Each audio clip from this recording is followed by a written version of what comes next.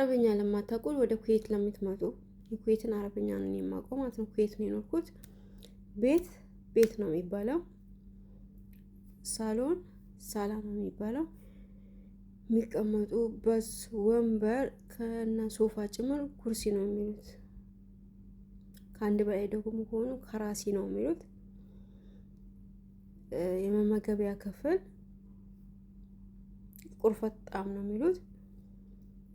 በአጠቃላይ ፊት ለፊት ላይ የሚቀመጡ ሳሎንም ሆነ መመገቢያ ክፍል ምግብ መመገቢያ ጣውላቸው አሉ።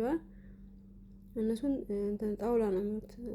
ጠረጴዛ ነው ኢትዮጵያ የሚባለው ጣውላ ነው የሚሉት ማለት ነው። ቡና ቁርስ ሻይ ምናምን የሚቀርቡበት ምግብ የሚቀርቡበት ጣውላችን እነሱ ጣውላ ነው የሚሉት ማለት ነው። እና የሚቀጥለው ቪዲዮ አመጣላችኋለሁ።